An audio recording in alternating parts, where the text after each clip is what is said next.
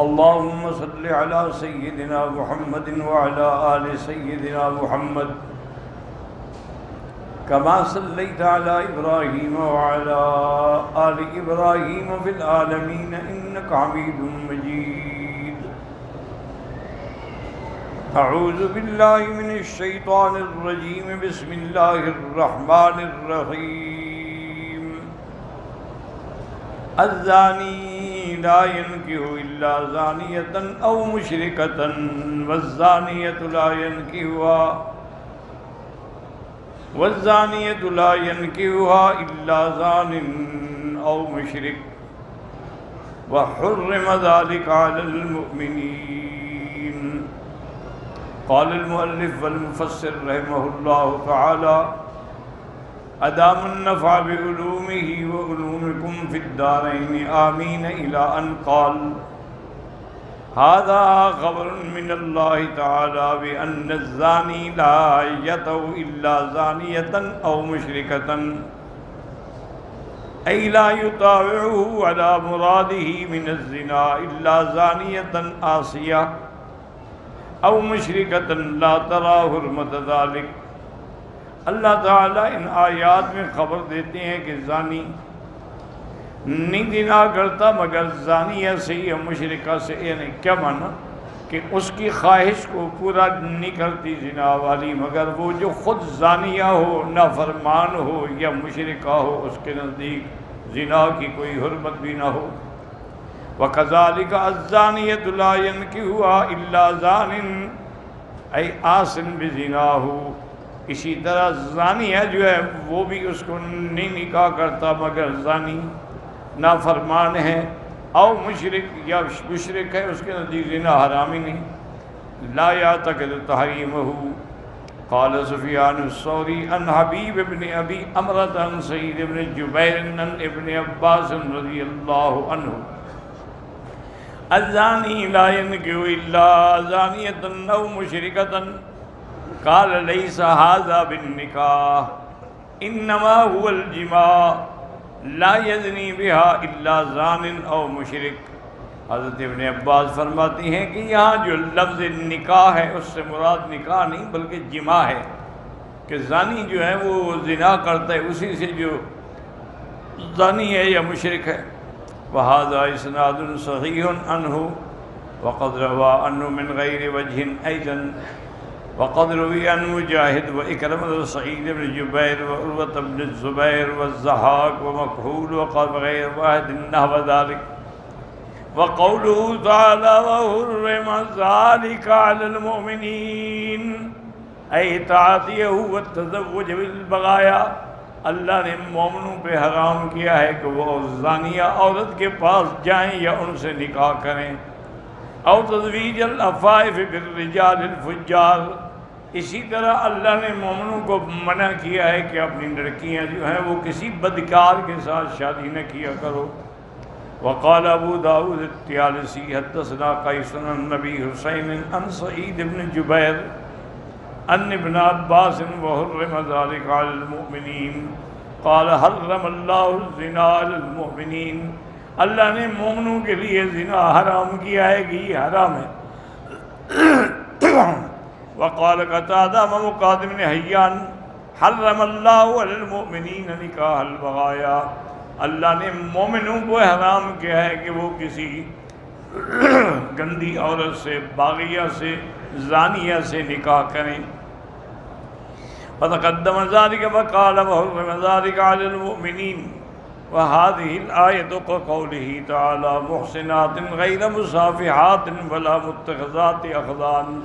آدمی شادی کرے تو پاکیزگی حاصل کرنے کے لیے، یہ نہیں ہے کہ صرف اپنے شہوت مٹانے کے لیے یا دوستی بنانے کے لیے. اسی طرح محسنین غیر مصافحین ولا متخذی اخدان. من ها هنا ذهب الامام احمد بن حنبل رحمه الله تعالى الى انه لا يصح العقد من الرجل العفيف على المرأة البغي ما دامت كذلك حتى تستتاب. اسی لیے امام احمد بن حنبل رحمۃ اللہ علیہ فرماتے ہیں کہ کسی نیک مرد سے کسی گندی عورت کا نکاح بالکل صحیح نہیں ہوتا جب تک کہ وہ توبہ نہ کرے. فَإِن تَابَتْ صَحَّ الْعَقْدُ عَلَيْهَا، اگر عورت توبہ کر لے تو پھر نکاح ٹھیک ہو جائے گا، ورنہ نہیں۔ وَكَذَلِكَ لَا يَصِحُّ تَزْوِيجُ الْمَرْأَةِ الْحُرَّةِ الْعَفِيفَةِ، اسی طرح امام صاحب فرماتے ہیں کہ کسی نیک عورت جو ہے، پاک عورت جو ہے، کسی گندے آدمی کے ساتھ اس کا نکاح نہ کیا جائے۔ بِالرَّجُلِ الْفَاجِرِ الْمُصَافِحِ حَتَّى يَتُوبَ تَوْبَةً، توبہ کر لے تو پھر نکاح کیا جا سکتا ہے۔ وَحُرِّمَ ذَلِكَ عَلَى الْمُؤْمِنِينَ۔ وقال الإمام أحمد حدثنا عارم قال حدثنا معتمر بن سليمان قال أبي حدثنا الحضرمي عن قاسم بن محمد عن عبد الله بن عمر رضي الله عنهما أن رجلا من المؤمنين استأذن رسول الله في امرأة يقال لها محذول وكانت تصافح تشترط له أن تنفق عليه۔ ایک آدمی نے حضرت آقا انعامدار سے آ کے اجازت مانگی، ایک عورت تھی محذول کے، میں اس سے نکاح کرنا چاہتا ہوں اس شرط سے کہ میرا خرچہ وغیرہ سب وہ برداشت کرے گی۔ قال فاستأذن رسول اللہ ذکر له امرها قال فقرأ رسول اللہ صلی اللہ علیہ وسلم، اللہ کے نبی نے پھر یہ آیت پڑھی کہ اللہ نے منع کیا ہے کہ زانیہ سے نکاح نہ کرو۔ الزانی لا ينكح الا زانية او مشركة والزانية لا ينكحها الا زان او مشرك وحرم ذلك على المؤمنين۔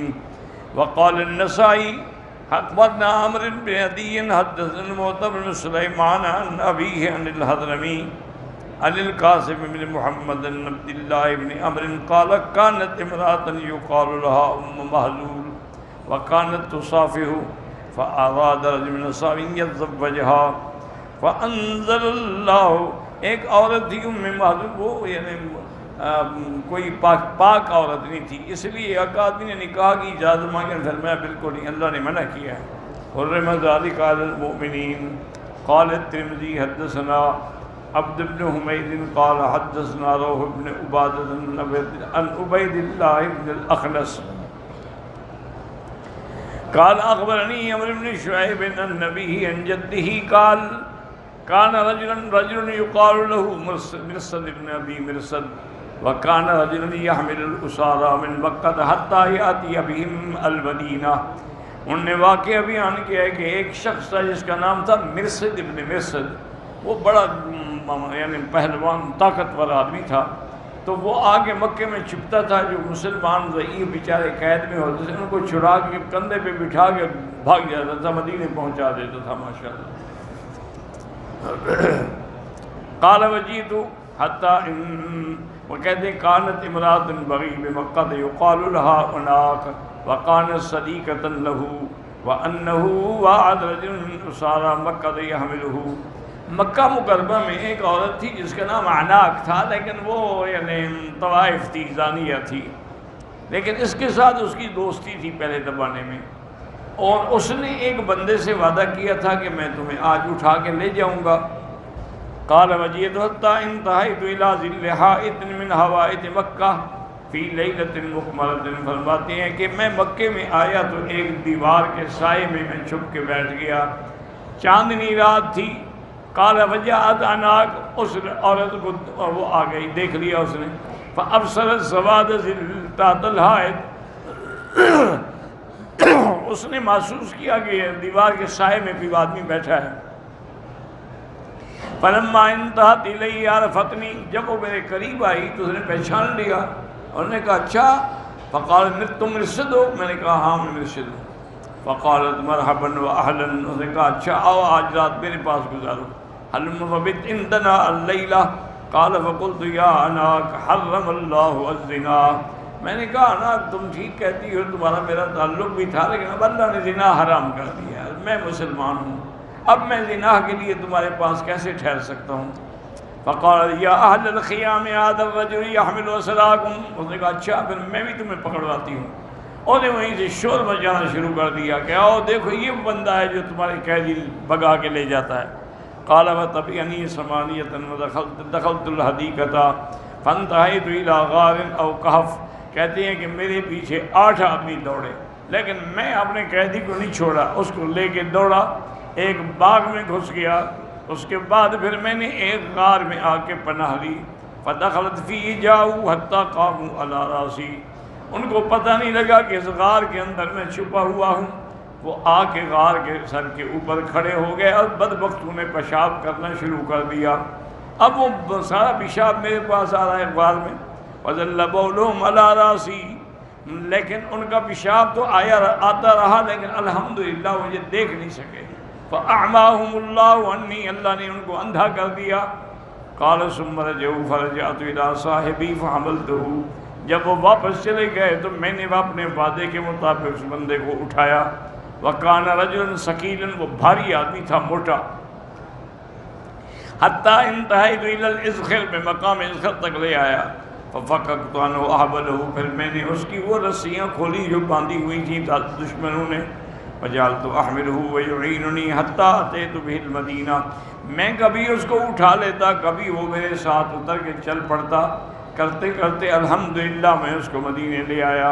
فاتیت رسول اللہ صلی اللہ علیہ وسلم، میں حضور کی خدمت میں آیا اور سارا واقعہ بھی سنایا، اور میں نے یہ بھی بتایا حضور ایک عورت ہے اناق، میں اگر اجازت دیں تو اس سے شادی کر لوں، ہے وہ طوائف۔ اس کے بعد فقلت یا انکح اناقا، میں کر لوں شادی؟ فامسک رسول اللہ، حضور خاموش رہے، جواب نہیں دیا حتیٰ قرآن کی یہ آیت نازل ہو گئی، الزانی لا ينکح الا زانیۃ او مشرکہ والزانیۃ لا ينکحها الا زان او مشرک وحرم ذلک علی المؤمنین۔ فقال رسول اللہ یا مرصد، الزانی لا ينکح الا زانیۃ او مشرکہ فلا تنکح، اس سے نکاح نہ کرنا۔ ثم قال الترمذی هذا حدیث حسن غریب لا نعرف الا من هذا الوجہ، وقد رواه ابو داود والنسائی فی کتاب النکاح من سننهما من حدیث عبید اللہ بن الاخنس به۔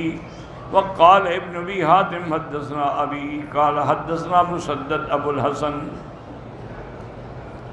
قال حدثنا عبد الوارث عن حبیب المعلم حدثني عمرو بن شعيب عن سعيد المقبري عن ابي هريره رضي الله عنه قال قال رسول الله صلى الله عليه وسلم لا ينكح الزاني المجلود الا مثله، زانی جس کو حد لگ چکی ہے وہ بھی پھر زانی عورت ڈھونڈتا ہے۔ وهكذا اخرجه ابو داود في سننه عن مسدد وابي معمر عن عبد الله بن عمرو كلاهما عن عبد الله عبد الوارث۔ وقال الامام احمد حدثنا یعقوب قال حدثنا عاصم بن محمد عن زید بن عبد الله بن عمر بن الخطاب النخعی عمر بن محمد عن عبد الله بن سار مولى ابن عمر قال اشهد لمن سمعت سالما یقول، کہتے ہیں میں گواہی دیتا ہوں کہ میں نے حضرت سالم سے یہ سنا۔ قال عبداللہ، حضرت عبداللہ بن مسعود فرماتے ہیں قال رسول اللہ صلی اللہ علیہ وسلم، حضور نے فرمایا تین آدمی ایسے ہیں جو جنت میں نہیں جائیں گے اور نہ اللہ ان کی طرف نظر فرمائیں گے۔ ثلاثۃ لا يدخلون الجنہ ولا ينظر اللہ الیہم یوم القیامہ، ان کو قیامت میں اللہ جنت میں بھی داخل نہیں کریں گے اور نہ نظر رحمت فرمائیں گے۔ پہلا کون ہے؟ العاقل والدہ ہے، جو اپنے والدین کا نافرمان ہے۔ اور دوسرا کون ہے؟ وہ مدمن الخمر، جو دائمی شراب پیتا ہے۔ والمنان بما عطا، اور اسی طریقے سے وہ آدمی جو ہے یعنی چغل خور یا کسی کو دے کے احسان کرنے والا۔ رواہ النسائی عن عمرو بن علی الفلاس عن یزید بن زرع عن عمر بن محمد العمری عن عبد اللہ بن سالم به۔ وقال الامام احمد ایضا حدثنا یعقوب قال حدثنا ابی قال حدثنا ولید بن قصیر عن قطر بن وهب عن اویمر بن الاجدع امن حدثه عن سالم بن عبد الله بن عمر قال حدثني عبد الله بن عمر ان رسول الله صلى الله عليه وسلم قال ثلاثة حرم الله عليهم الجنة، یہ تین ہیں جن پر اللہ نے جنت حرام کی ہے۔ مدمن الخمر، مستقل شرابی عادی، والعاقل والدہ، والدین کا نافرمان، والذی یقر فی اہلہ الخبث، اور وہ بندہ جو اپنے گھر کے اندر زنا کو جاری رکھتا ہے۔ قال ابو داؤد وقال ابو داؤد الطیالسی حد فی مسندہ حدثني شعبة قال حدثني رجل من آل سهل بن حنيف ان محمد بن عمار ان عمار بن یاسر قال قال رسول اللہ صلی اللہ علیہ وسلم لا يدخل الجنت دیوس، دیوس بے غیرت جو ہے، جس کو اپنی بیوی وچ غیرت ہی نہ ہو، وہ بھی جنت میں نہیں جائے گا۔ یستشہد بہ لما قبلہ من الاحادیث واللہ عالم۔ تو اب مسئلہ ایک سمجھ لیں کہ بھئی یہ تین جنت میں نہیں جائیں گے، اس کا معنی یہ ہے کہ یہ اول وہلے میں نہیں جائیں گے، ورنہ آخر مسلمان ہیں، کلمہ پڑھنے والے ہیں، کبھی نہ کبھی تو جنت میں جائیں گے، یا شفاعت سے جائیں گے یا اللہ پاک ویسے معاف فرما دیں گے، کیونکہ جنت صرف مشرک پر حرام ہے، باقی بڑے سے بڑا گناہ گار کیوں نہ ہو، اللہ چاہے معاف فرما دے، اللہ چاہے اس کو جہنم میں بھیج کے گناہوں کی سزا دے، جب وہ پاک ہو جائے تو پھر نکال کے اس کو جنت میں بھیجے، لیکن وہ جنت میں ضرور جائے گا جسے کلمہ پڑھا ہے۔ اللہ تبارک و تعالی کسی مسلمان کو دائمی طور پہ جہنم میں نہیں رکھیں گے، واللہ اعلم۔